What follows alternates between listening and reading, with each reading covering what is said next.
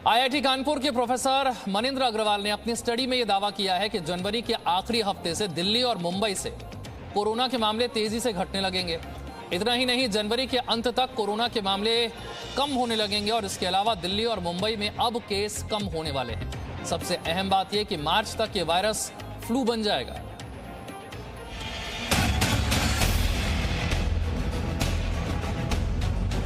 दुनिया में सबसे तेजी से वैक्सीनेशन अभियान चलाने वाला देश भारत कोरोना के खिलाफ निर्णायक युद्ध लड़ रहा है। दिल्ली मुंबई में कोरोना पीक पर है और ये इस महीने की आखिरी तक ही पीक पर रहेगा। ऐसा दावा आईआईटी कानपुर के प्रोफेसर मनिंद्र अग्रवाल ने अपने गणितीय मॉडल के आधार पर किया है। अधिकतम स्तर है वो जनवरी के अंत तक पहुंच जाएगा और पीक पे 8 लाख 9 लाख केसेस भी हो सकते हैं। सबसे महत्वपूर्ण मुद्दा है कि हम स्वयं अपना ध्यान अच्छे से रखें, वैक्सीन अवश्य लगवाएं और जब भी ज़्यादा भीड़ वाली जगह में जाए तो मास्क पहनें। प्रोफेसर मनिंद्र अग्रवाल के मुताबिक मुंबई और दिल्ली में इस हफ्ते से कोरोना के मामले घटने लगेंगे। प्रोफेसर मनिंद्र अग्रवाल के मुताबिक जनवरी के आखिरी सप्ताह में कोरोना पीक पर रहेगा। 15 फरवरी से नए मामलों की संख्या घटने लगेगी। स्थिति देखी गई है कि अधिकतर लोग जो संक्रमित हो रहे हैं उनको बहुत ही हल्का किस्म का इन्फेक्शन हो रहा है। जो अभी तक भारत में डेटा हमें मिला है उनके अनुसार जितने लोग संक्रमित होके रिपोर्ट होते हैं उसमें 4-5% से अधिक लोगों को हॉस्पिटलाइजेशन की आवश्यकता नहीं होती। प्रोफेसर मनिंद्र अग्रवाल ने यह भी दावा किया है कि मार्च तक तीसरी लहर खत्म हो जाएगी। प्रोफेसर अग्रवाल ने यह भी दावा किया है कि कोरोना जब देश में पीक पर होगा तब रोजाना 7 से 8 लाख मरीज आएंगे, लेकिन संक्रमण जितनी तेजी से बढ़ेगा उतनी ही तेजी से उतर भी जाएगा। हालांकि जिन शहरों में अभी केस कम है वहां केस बढ़ सकते हैं, लेकिन मुंबई में पीक आ चुका है। इसी तरह दिल्ली का भी हाल है। चुनाव और कोरोना के संबंध पर इस आकलन में दावा किया गया है कि कोरोना उन राज्यों और शहरों में भी तेजी से फैला है जहां चुनावी भीड़ नहीं जुट रही है। हालांकि फिर भी कोरोना से बचाव में सोशल डिस्टेंसिंग और मास्क की अहमियत को कम करके नहीं आंका जा सकता। पूजा मक्कड़ के साथ ब्यूरो रिपोर्ट, जी मीडिया। पूजा मक्कड़ मेरी सहयोगी और जानकारी के साथ जुड़ गई हैं। पूजा, आप आईआईटी कानपुर के प्रोफेसर हैं मनिंद्र अग्रवाल, इनकी बात जो है वो एक अच्छा संकेत दे रही है, लेकिन जो पूरी स्टडी है इसका अगर सार समझने की कोशिश की जाए तो वो क्या है?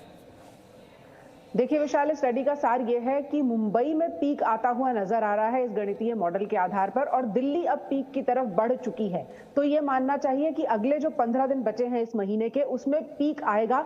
जैसा कि स्टडी में दावा किया गया है 7 से 8 लाख मामले सामने आ सकते हैं। तो इससे हमें ये समझना चाहिए कि जो हमारा मेडिकल इंफ्रास्ट्रक्चर है इन बड़े शहरों में उसको दुरुस्त रखने की जरूरत है, क्योंकि अगर 7 से 8 लाख मामलों में से 5% को भी अस्पताल जाने की जरूरत पड़ती है, उन्हें बेड्स की जरूरत पड़ती है, तो वो संख्या ठीक ठाक ज्यादा हो सकती है। दूसरी बात यह है कि अभी से घबराने की जरूरत नहीं है। ओमिक्रॉन के ज्यादातर मामले फ्लू की तरह नजर आ रहे हैं। जैसा कि स्टडी में भी बताया गया कि अब ये हल्के लक्षणों के साथ ही पीक अटेन करेगा और अगले महीने से यानी कि फरवरी का जो महीना होगा उसमें ये धीरे धीरे घटेंगे। इस स्टडी में यह भी बताया गया कि जितनी रफ्तार से मामले बढ़े हैं इस बार विशाल, उतनी ही रफ्तार से मामले नीचे आएंगे। तो हमें उम्मीद करनी चाहिए कि फरवरी का अंत आते आते भारत में कोरोना भी लगभग जा चुका होगा। और जैसा कि अब हम कल से देख रहे हैं, इंग्लैंड ने यह तय किया है कि कोरोना के जो मामले हैं नए उनको फ्लू की तरह ट्रीट किया जाएगा। मास्क और सोशल डिस्टेंसिंग की अनिवार्यता इंग्लैंड में कई जगहों से हटा दी गई है। तो धीरे धीरे हो सकता है भारत में भी यह स्थिति आ जाए कि इसे फ्लू की तरह ट्रीट किया जाए। लेकिन अगर आज की स्थिति की बात करें तो आज की स्थिति को लेकर WHO ने साफ कहा है कि ओमिक्रॉन को उतने हल्के में भी ना ले जितने हल्के में कई देश समझ रहे हैं। ओमिक्रॉन फ्लू नहीं है और ये कई लोगों को, खासतौर पर ऐसे लोग जो वैक्सीनेटेड नहीं है और गंभीर बीमारी से पीड़ित है, उन लोगों के लिए जानलेवा साबित हो सकता है। ऐसे में अभी सावधानी बरतने की जरूरत है, लेकिन उम्मीद करनी चाहिए कि अगले महीने तक ये जो संकट से देश इस वक्त जूझ रहा है, जिसमें तेजी से मामले आ रहे हैं, इसमें भारी कमी देखने को मिलेगी। पूजा, लेकिन यहीं पर जो है वो भारत के लोगों के बीच एक थोड़ी सी कंफ्यूजन पैदा होती है, और वो ये कि जब जैसा कि जिक्र आपने भी किया कि कई यूरोप के देश हैं जो सब एक आम फ्लू मानकर चल रहे हैं, मास्क की पाबंदी हटा दी है, वैक्सीनेशन की पाबंदियां हटा दी हैं। आईआईटी के प्रोफेसर की स्टडी भी ये कहती है कि कुछ समय बाद एक फ्लू बनकर रह जाएगा। ऐसे में आज की स्थिति में भारत के लोगों को कितनी सावधानी बरतनी चाहिए? देखिए विशाल, जो पश्चिमी देशों में और भारत में फर्क है वो दो बड़े फर्क वैक्सीनेशन को लेकर हैं। पश्चिमी देशों में पूरी तरह से वैक्सीनेशन कंप्लीट हो चुका है, बूस्टर डोज भी बहुत से लोगों को लग चुकी है।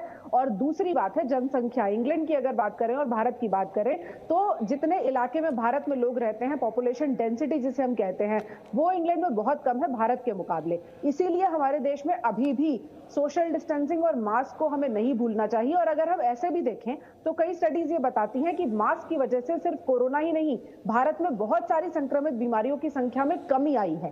तो ये सारी फायदों को देखते हुए भारत को लंबे समय तक, मेरा ख्याल है, मास्क को तो अपनी आदत बना के रखना होगा। भले ही हम कोरोना को फ्लू मान ले, ओमिक्रॉन के वेरिएंट को फ्लू मान ले, लेकिन मास्क की जरूरत भारत जैसे देश में कभी भी कम नहीं होगी। Presenting B News app, available on Google Play and App Store. Download it now.